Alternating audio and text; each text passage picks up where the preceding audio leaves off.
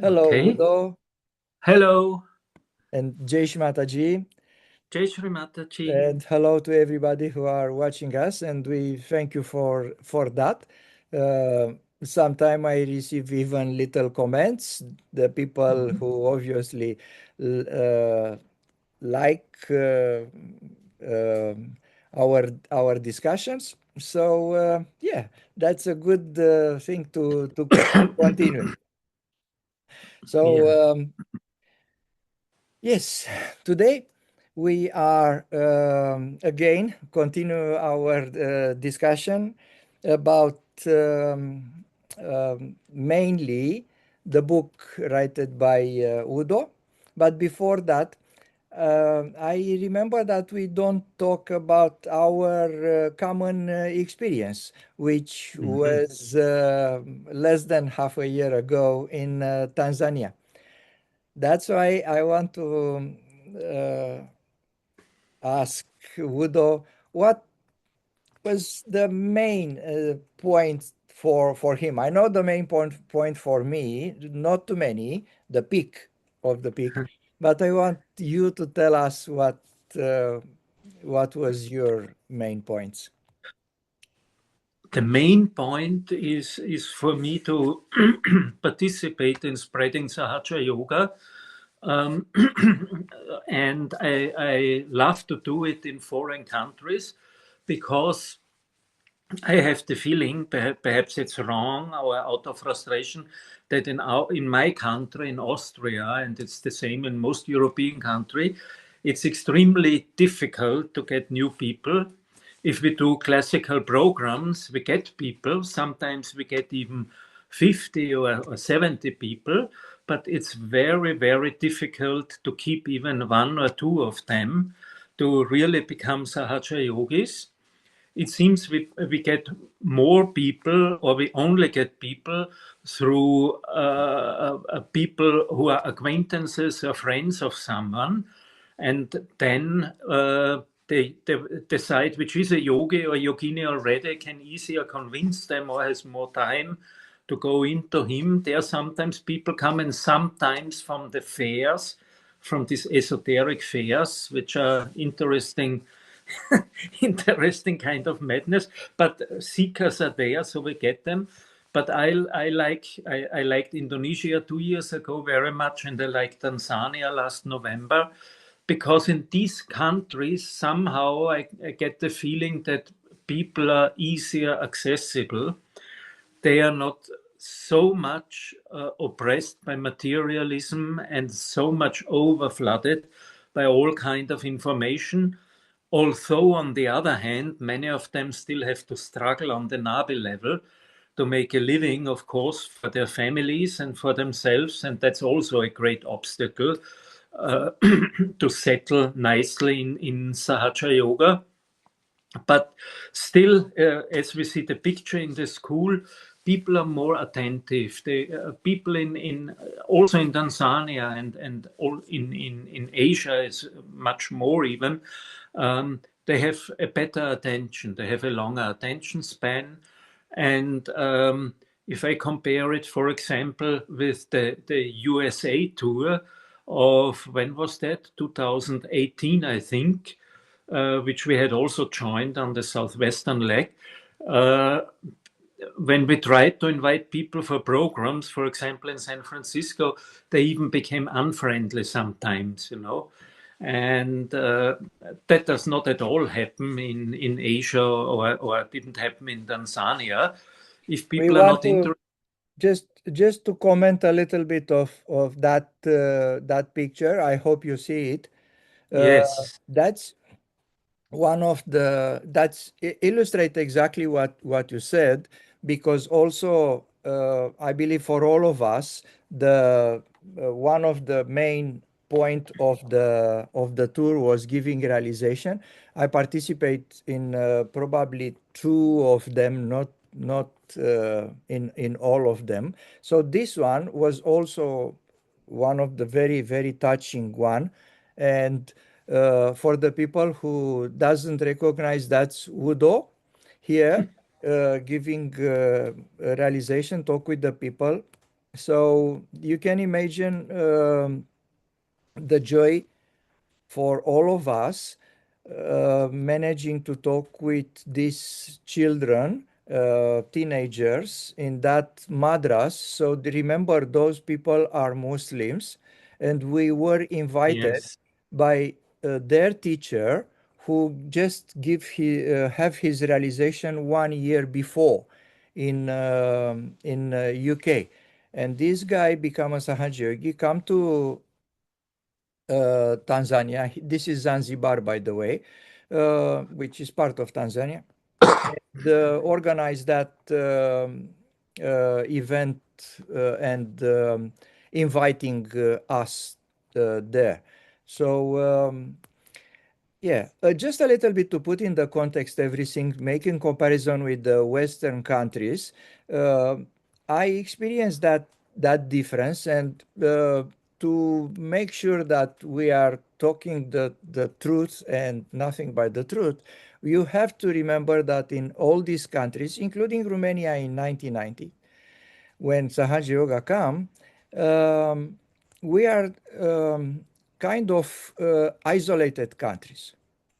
So everything new, it's a very attracting point for us. That will make a little bit of difference comparing with the Western country. That's all I want to say. So one of the reason of the opening is that one as well.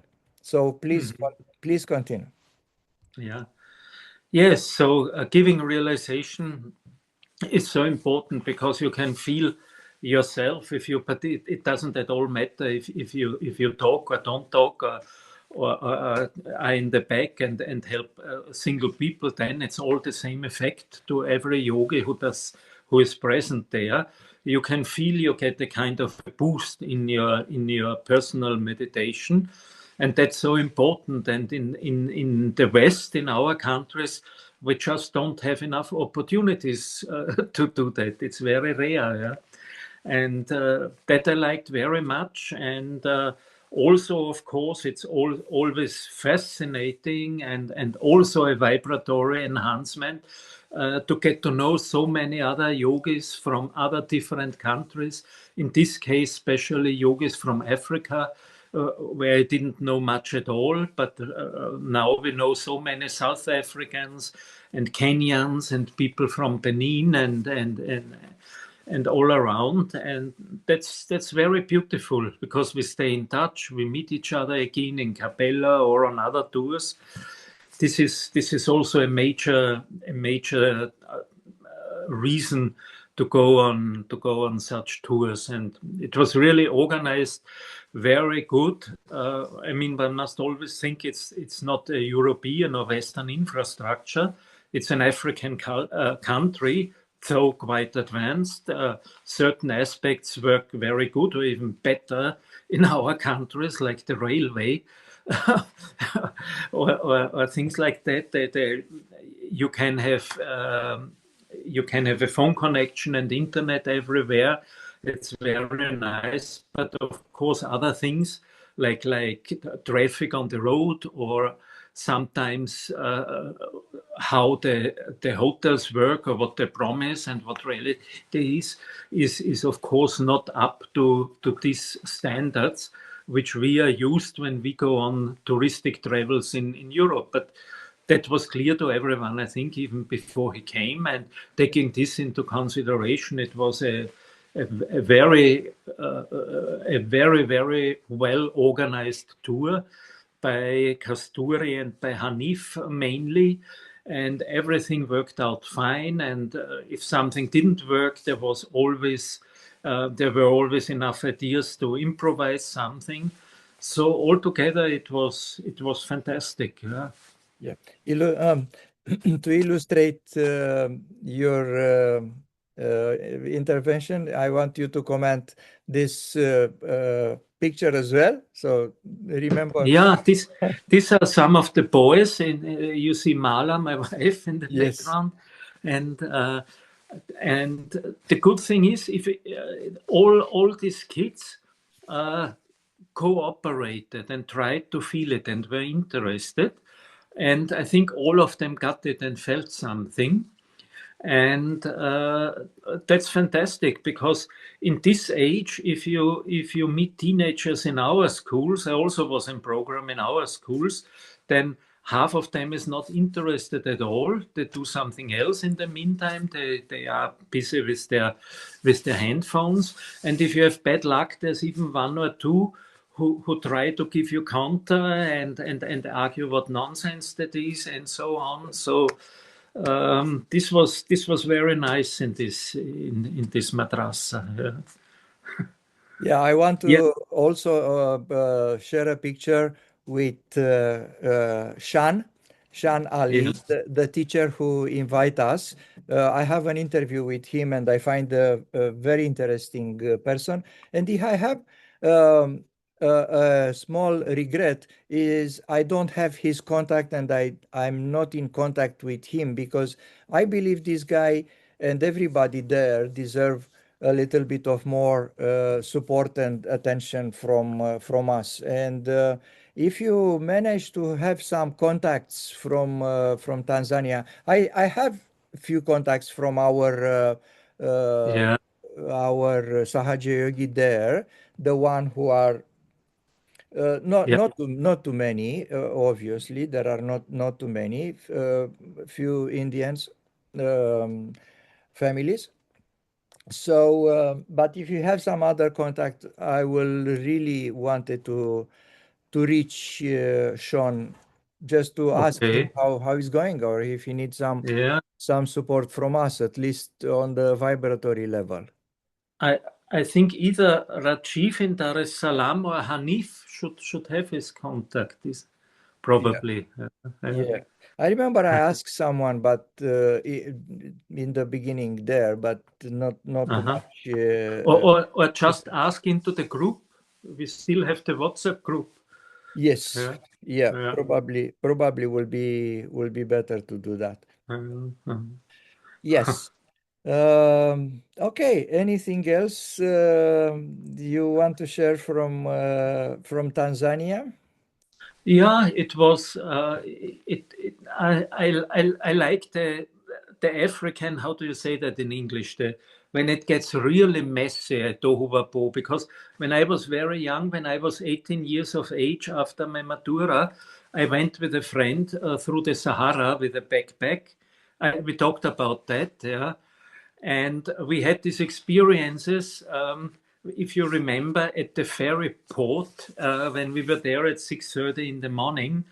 These masses of people, everyone is pressing and pushing you, and the porters who want to take your suitcases and bring them on the ship and all that.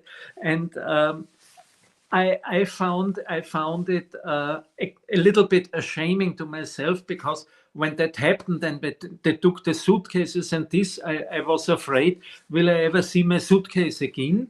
But as we all noted there, even in this greatest mass and masses of people, everything comes back. Everyone got his suitcase on the other end of the ferry, in the other harbor. Nothing got lost. No one tried really to cheat us or so. I think on the whole tour, they are very honest people. So yeah, exactly. That was, I Just a think, at the little bit of just a glimpse of the crowded yes, place there was multiply probably with 10 what you see yes, here to have uh, a right image about the crowded place just before we are on the street. This is the yeah. street before we enter the We ferry enter. the ferry compound. And Yes, I want to share also few pictures done by you. Probably this is the nostalgia of the first year in the in Africa, what you're talking before. So I love this black and white picture. You took yeah. very good pictures, so I want to share few of them. with Yeah, I wanted to play with my new toy, so I switched it on black and white on the train. yes, love it. We love it. We love your pictures. Yeah, Those are from the train coming back from the Morogoro. yeah, Morogoro, which was the our base for safari. Yes, Yes. a Yeah. town of 500,000 inhabitants, and already on, I don't remember now, I think 600 or 700 meters above sea level, which made the climate much more friendly for us Yeah. because until 11 o'clock in the morning, there were comfortable temperatures like 20, 25 degrees, and only Yeah. then in the afternoon it got really hot. And actually, it was planned or envisaged that we have a program there at the Agricultural University, Yeah. but unfortunately, they didn't answer to our requests. Yeah. But perhaps next time we have a tour, we could do a program there. Yes. Agricultural University is a good soil, I think, for Sahaja Yoga. Yeah. We've been to a university Yeah, before of that, and that one was also at least for me, and I'm sure for everybody who attend, one of the main point of our tour. So yes. um, I will share another picture which conclude our Oh, yeah. yes, our Beautiful. tour. This was done after the puja, which also one of the main point of this, Of course. if Yeah. not the main point. Hopefully, we managed to have everybody in this picture. So I was looking for you, but I'm not sure where you are. So, I'm but the one who looks there's the guy in the white kurta on the stage, and on his right hand side you see a bald head with glasses to which his elbow points, and that's me. yes, yes, yay! we find we find UDO. This is Kasturi. Everybody talk about Yes, organizing. Kasturi. This Yeah, is yeah. Hanif and our friends from Tanzania who helps um, organizing stuff. Amazing. Yeah, So yeah. this is another person. So as it's happened, um, quite few people from Tanzania I meet there. It happened to came to Brazil, so was quite amazing to find probably more than 5 6 people who are Wow. yes, and one Yeah. of my regret, you know how hectic is the atmosphere in a group of over of a few hundred people uh, Wow. to catch with everybody. So we have a plan to have a picture together, but we fail in that. No, we couldn't anyway. Yes. Okay. Dear Udo, finally, we after few meetings together, we are able to talk about your beautiful book. One of the reason we have this conversation in the first place. I was, I think that I already told this little story, but I take the opportunity uh, tell it again now. This book was a present from the organizer of Tanzania tour. We every one of us receive a little bag with few very beautiful things, including that book. We stay a little bit more after the puja, but I never have time look at the book. I know the subject. I save it for home when I be able to digest it properly, to look properly, to read everything.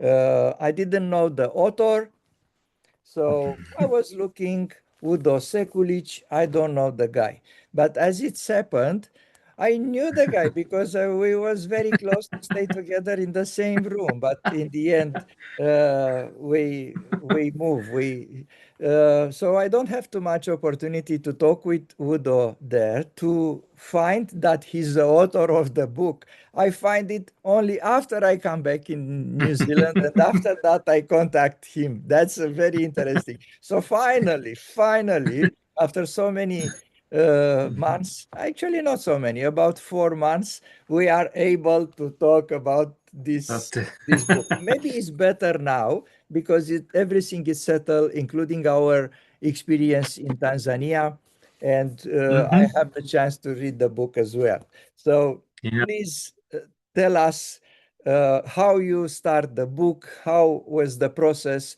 everything you want to share with us, please. Yes. It started actually when I was in Hong Kong as an expat and working in the banking industry, and I had quite a good salary.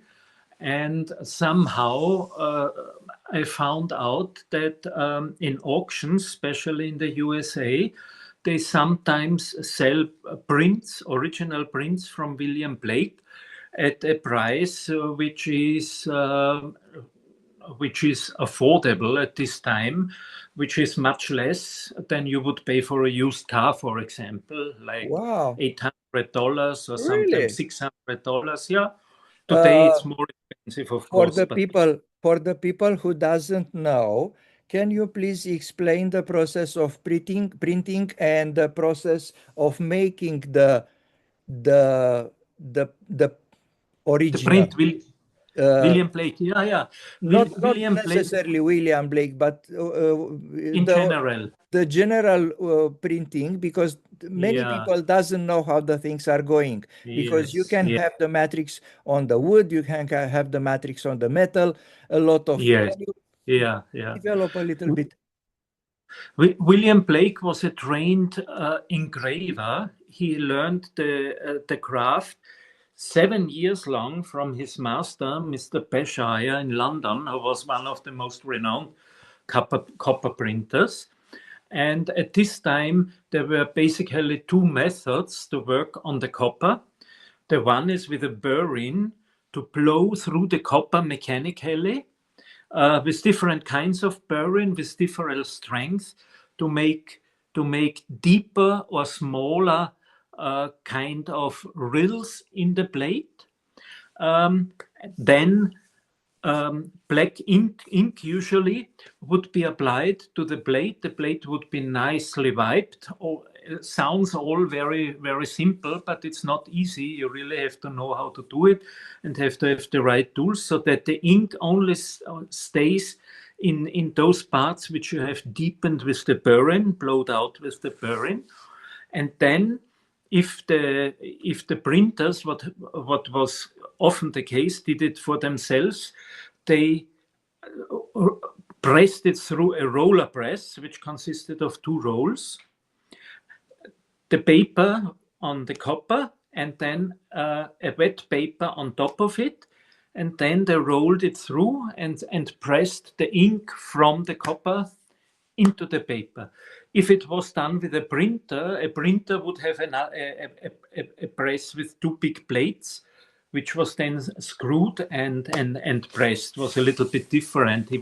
He could do it faster, and at this time the engravers were what today the photographers are, because up to the middle of the 19th century, it was the only way to transport pictures in a larger scale in books which were printed in editions of 500 or 600 pieces, because you could use one copper plate for usually not more than 500 or 600 times. Then it was worn out and the whole thing got blurry. So this is the one method, and Blake was an absolute master in it. And the prints in the book of Job also came into existence with this old technique. Another technique is etching, where it's usually done in the way that the copper plate is covered with an acid-proof layer of, today they would take paraffin, at this time they took wax or something similar. And then also with a tool, those lines who should show on the paper, or even those areas which should show on the paper, as this surface is scratched away. Then the edges of the copper are a little bit heightened with wax or something, and then an acid is put on the plate, and the acid eats itself into the plate, and then the wax is removed. Then sometimes they did some additional thing with the burring. Sometimes one could also do how to say two shifts of etching. So you cover the ones which are already slightly bitten in the copper, and some you leave open for the acid. Then it makes it deeper and wider, and you have thicker lines or stronger lines. Yeah, so you could play around with this etching technique, and then the printing was the same. So these were the two techniques which were used, and then came William Blake, and he thought about how he could combine for the books which were his real messages, his prophecies, not what he was living on as a printer, but the books like Jerusalem, the emanation of the giant Albion, and or Milton, a poem, the Four Sowers, America, a prophecy. All these prophetic books of his were something where he had to find a way to combine the words, his poetry, with the pictures. And he was pondering how he should do that. And then he said that one day his brother Richard, who died at the age of 29, which was a great loss and shock for William Blake, he was very near to him, that he appeared in a dream and told him a new technique. The next day he went out and bought all the things he needed. And this new technique is as follows. For the wording, he got an ink which was acid proof, and he wrote in mirror writing with this ink directly on the copper plate, because it had to be mirror writing, because in print it would again be turned around and then you could read it properly. That's exactly what I want to emphasize for the people who are watching and believing that it's an easy job, is not only the fantastic skill as a artist, as a drawer, but you do everything in the mirror. So you are not writing normally, you are writing vice versa, like an Arabic if you want it, but in the mirror. Not many artists managed to do that. I remember Leonardo was one of the master to do that. And also a little bit of completing your beautiful explanation is the fact that this process was the grandfather of the printing press. Before the Gutenberg, this was the only way of multiplying stuff. Obviously, everything was copied by writing. All the books was copied by writing. But sometimes, especially in the art, they make this discovery having like a matrix, like a plate, like with many other support, like wood, for example. So this was the predecessor of the printing plate. And now when we buy a print from a famous artist or not so famous, we have Japanese printing, Hokusai and other people. We have Rembrandt, we have a lot of Leonardo, obviously. The people who are watching us have to remember that those printings, what we keep in our hand is the paper who was imprinted by that original book. You can copper. have hundreds of them, and sometimes there are number to know, because like in a Xerox copy, just a little bit of quality disappear in time. Not Yeah, yeah, not yeah. that easy. So you Mhm. cannot see the difference between the copy number one and copy number Yeah, 21 probably, yeah. but after 100 of copies you can see. So that's what I want to know. So you buy one of this copy. I bought the full set of the Book of Job, which was really done with the Burren, not in this relief technique, which with the ink and all that, where Yes. he also covered the colored parts and then um, and then removed this layer which had protected the copper before the acid was there, and then he colored it Yeah. differently. And also, it's very interesting. Um, we don't have too many from Jerusalem, for example. We only have one full book in color. It's in Yale, in the Center for British Literature in Yale in the USA. From others like Urizen, I think we have 6 or 7 copies. From Milton, we also have a few copies, but every edition he made, and these ones he made himself, not by a printer, he colored a little bit different and sometimes quite different. Make them So unique. Make them unique. make them unique, yes, of course, of course. So this is, and so yes, as you said, and I purchased, I got the chance to purchase one bound version, which was bound later, not by Blake himself, but the collector who had bought it, an American rich man. He had it bound in a book, and I still have it in this form, and it's of quite good quality. Can And you for show us? this, no, I don't have it here. I'm sorry. Ah, I next yeah. time. Oh, I should have thought of it. Next time. Um, Next time I can show you. Yeah, yeah. Yeah. And we made with a Sahaja Yogi photographer. We made pictures of these plates, and I used them for the book, because the main thing of the book is not my unnecessary comment, but is the original plates of William Yeah. Blake, which speak for themselves. Yeah. And we also tried to put them in the original size there. Yeah. And yeah, that was it. And first I purchased it, and I didn't immediately think of doing this book, but then of course we sometimes had yogis who looked at the book at our home, and they made some comments, and they said, this reminds me of such yoga, that could be a reference to the chakras, and this is like this. And so the idea matured in my head. Perhaps we should make a small book out of it, yeah, with So many hints. that was the process for you, who make you to write it, to, Yes, to yes, make it in a book. What year was done in 2010? You finish it? yes. I finished it in 2010, and I think it took me a year, 1.5 years. I was working, of course, at this time.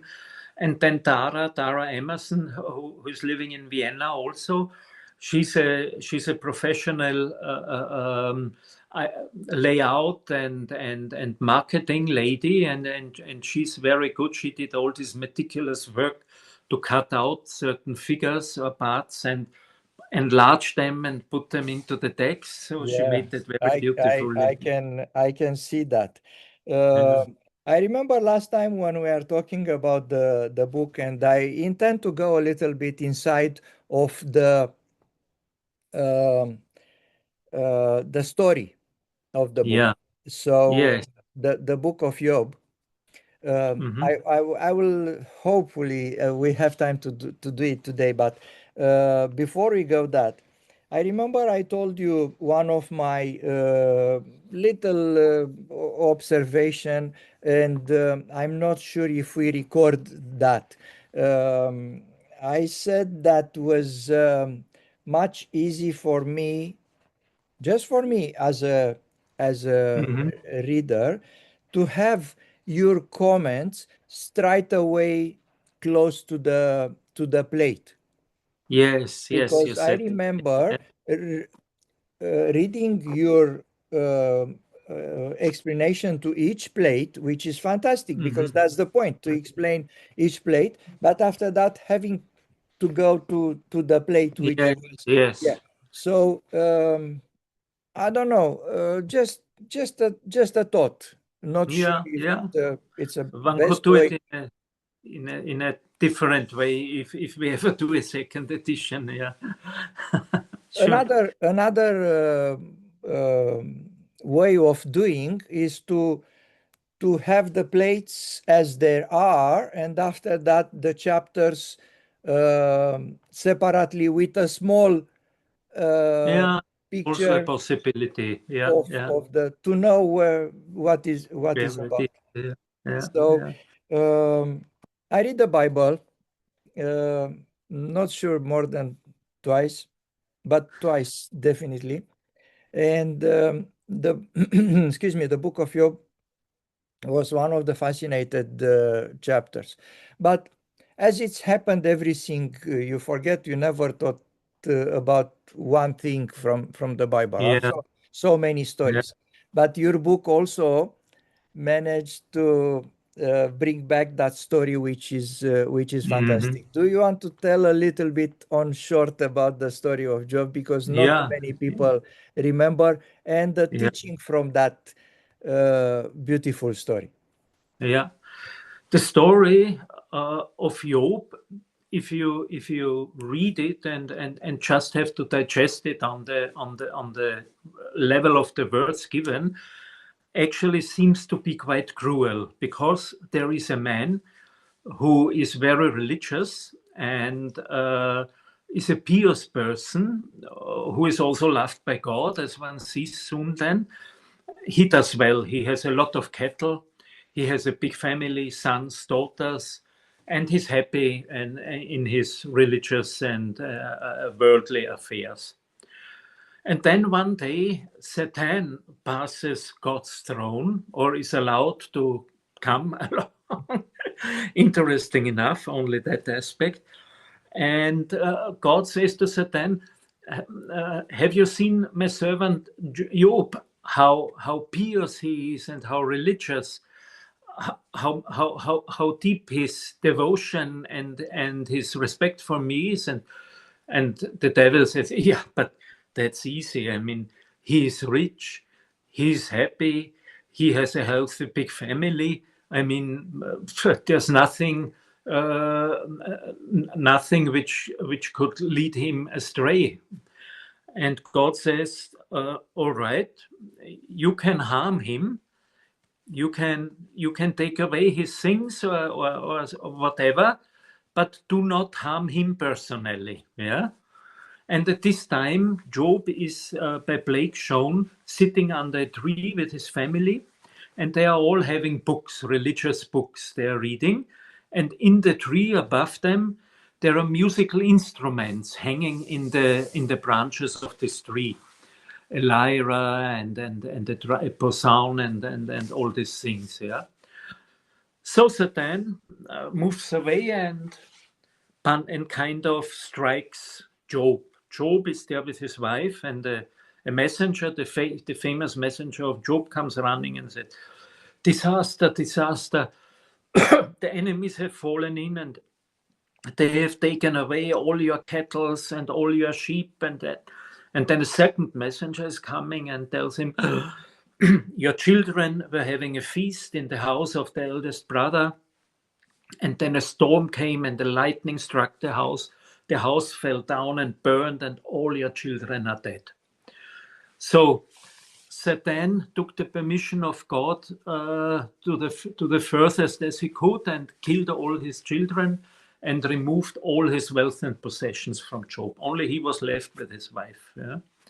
And Job remained pious. He did not start arguing with God, or why does that happen to me, and so on.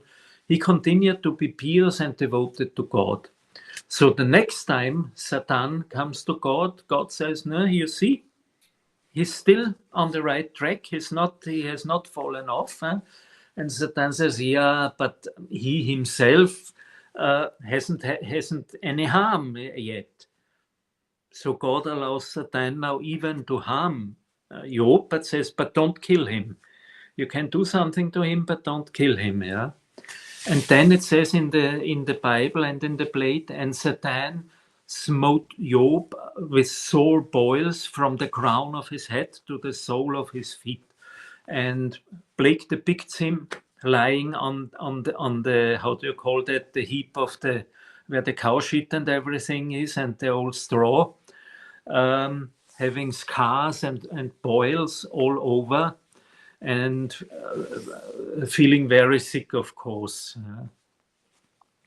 And then comes the longest, which is the longest part of the story in the Bible, when his friends appear and have long arguments among themselves and with him, and they insist that Job must have done something very wrong, because otherwise God wouldn't punish him like that. Yeah? So their first error is they think God punished him. God didn't punish him, it was the devil. Yeah? And that goes on, but Job remains strong and says, no, it's not true, I didn't do anything. He doesn't fall in a left-be-shooty trap, and also he doesn't start to quarrel with the ways of God or something. He suffers, and he's not happy, of course, and frustrated, but he still pious and believes in God. Yeah?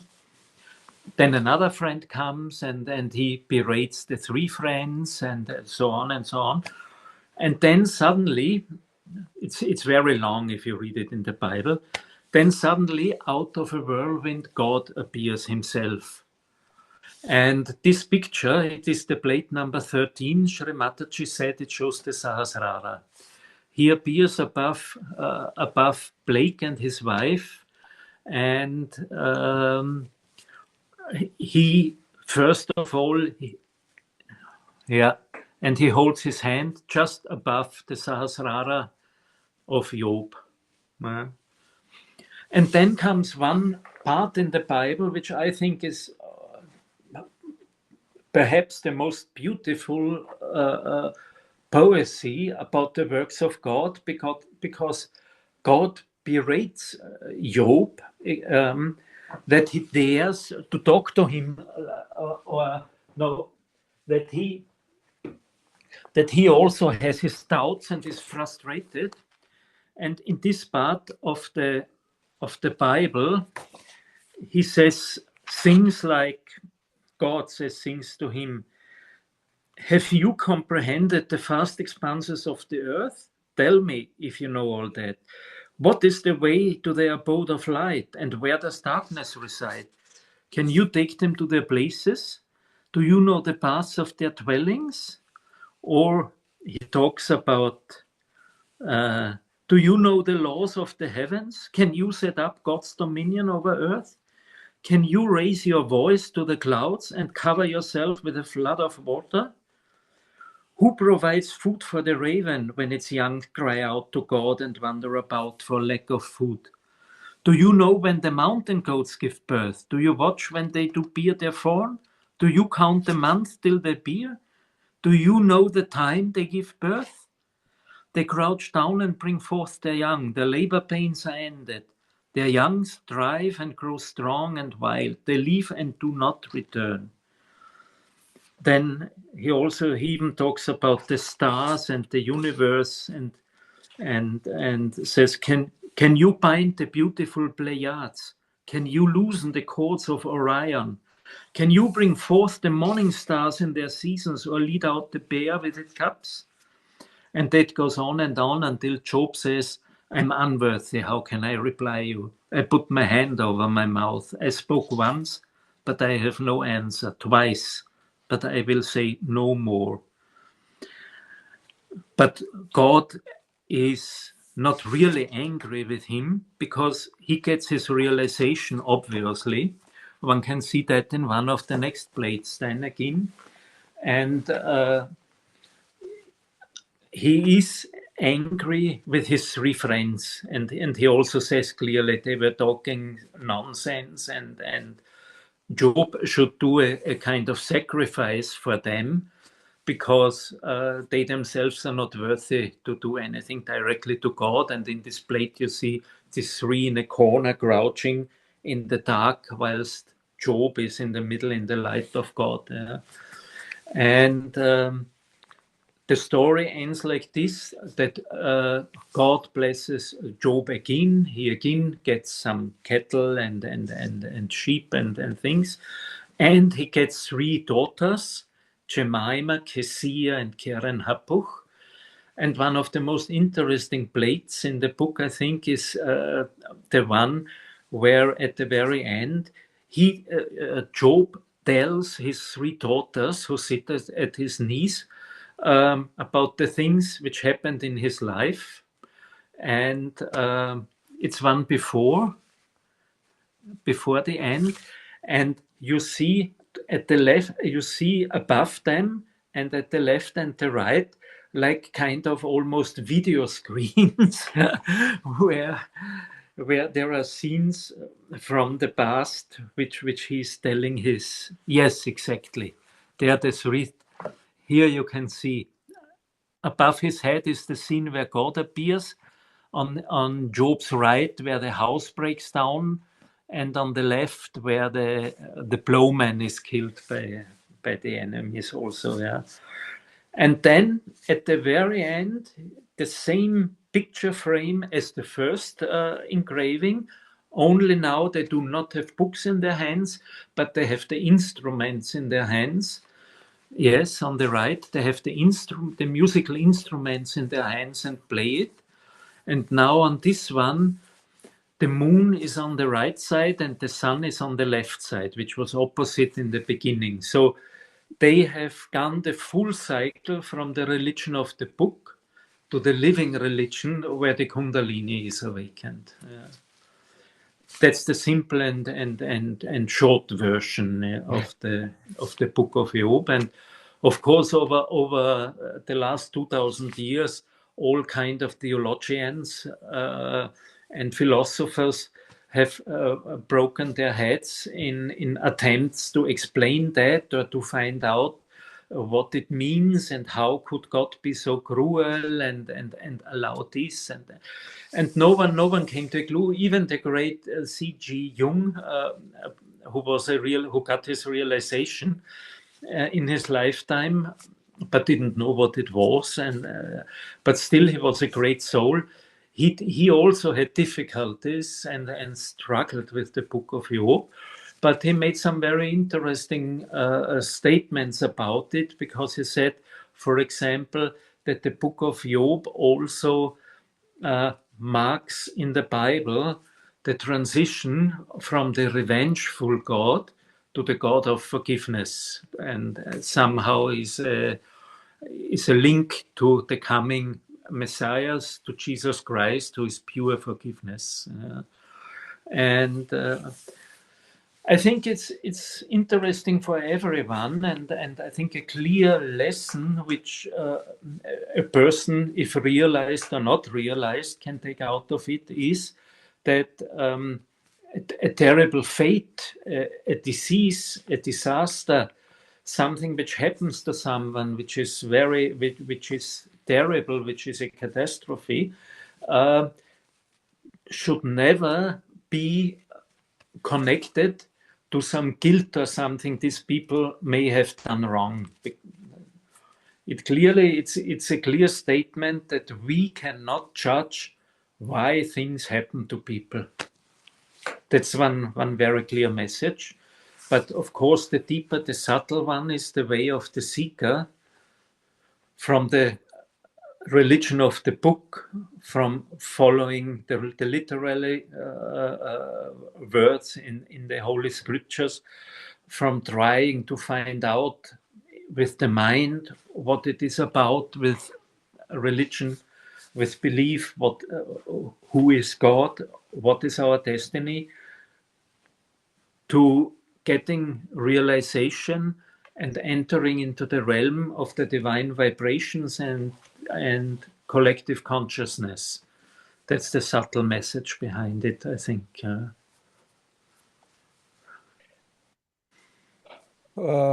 Yes, we can talk a lot about the message from that book and about the.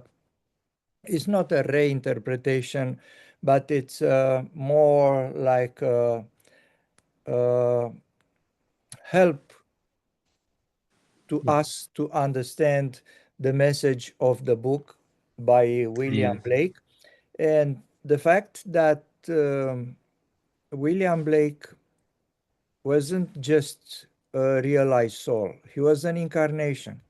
The fact Yes. that this incarnation um, decided to illustrate that book among many others. So he have a big portfolio. Mhm. But the fact that he decided to illustrate that book again as an incarnation, not just as a simple artist who just received a thought, who said, "Okay, let's do that job." Mm. That's for me a proof of the paramount import. Uh, the book is very important. The fact that the book is very important, uh, Yes. and we can learn a lot. It's up to us, like we are doing now, to try to unveil the real meanings. It's very easy for us and to many commentators to fell in the trap of different ideas like the cruelty of God, how the God allowed, and things like that. Yes. We have to take everything more or less as a metaphor. But on the other hand, I believe all these stories, like many others who looks unbelievable or quite strange, um, can happen in a different realm. So we have the tendency to believe that it's only sometime a metaphor. But Yeah. um, I truly believe that these things really happen, but in a different dimension, in a different uh, time frame, in a different, uh, how should I put it, world. Yeah. Yeah. Yeah. Yeah. So are not only metaphor. If we manage to marry these two ideas, I believe we can get it even better. So Yeah. not necessarily believing in a full truth of the story as it's happened on the earth, not only believing as a just a metaphor like Aesop fables. Uh, Yeah. Huh. so uh, if we manage to sit down a little bit quiet and put together those two way of reading the book, and I believe William Blake exactly this stuff achieve, or Yeah. yeah, Yeah. push us And to do it. yeah. Yeah. I still, Also, sorry, yeah, yeah, Also, I should mention that it is by people who know much more about the art of etching and printing. It is regarded as the kind of acme, as the culmination point of of dry etching in the history. No one before or after ever could do such a fine, because if you look at the enlargements and you see how small the plates really are, and he drew it into the copper with the burin, with the steel.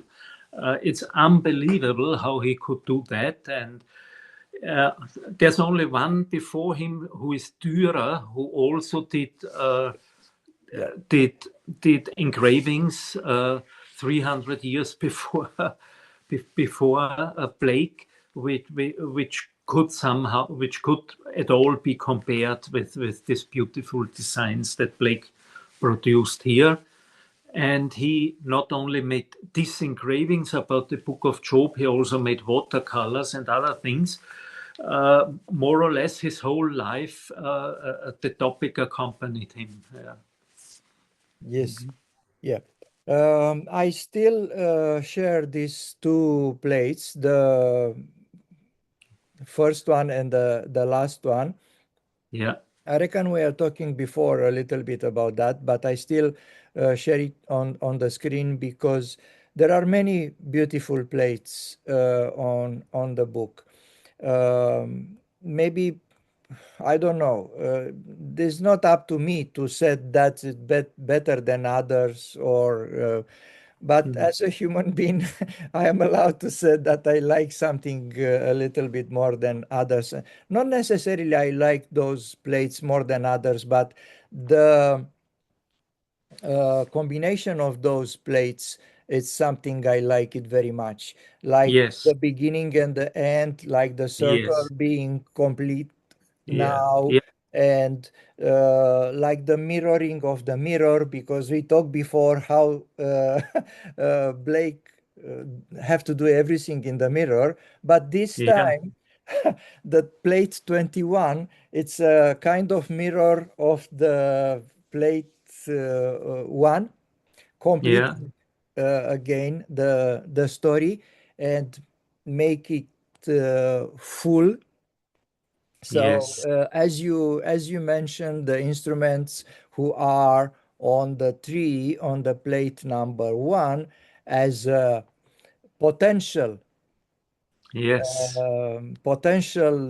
way of achieving now Hmm. are in their hands, like being used. So Yes. that's another way of Yeah. describing the subtle things, because the music is most the subtle way of Yes. arts, and one way of reaching God if it's done properly, Yeah. if it's done like a worship, not like an entertainment. Anyway, True. so yeah, I still love those uh, plates. Yeah. Oh, um, there are probably, if we have more time, we can talk even more about that. But I hope that the people who are listening to us, and I didn't illustrate it. I didn't share the illustration, the each plate when you are talking on purpose, because I want the people to find the book and reading by themselves, and watching the the plates, Okay. discovering stuff. You are make comments there, and maybe sometimes they find themselves some little details, which Sure. it's a it's a very good feeling when you discover something by yourself. Yes. True. Very true. Yes. Yeah. Anyway, dear friend, I'm very happy that finally we were talking about your job. Yes. So I really congratulate you for your work, and I want to thank you for everything you told us during all these discussions. And if we find, and I'm sure we'll find always interesting subject, I will be very happy to talk with you. Okay. Okay. Thank you, Daniel. It was a pleasure. Yeah. Yes, for me was a big pleasure, was a big opportunity to find you again after so many months, and um, say hello to Mala. Yes, I will. Uh, Say hello to we Delia. Yeah. Yeah, we will definitely see each other sometimes. And thank you again, Jai Shri Mataji. And Jai Shri Mataji, Daniel. thank you everybody who are watching us, and obviously you are more than welcome to do some comments or questions. We will, if you have questions, definitely we will have another discussion. Okay. Okay. Jai Shri Mataji. Jai Shri Mataji.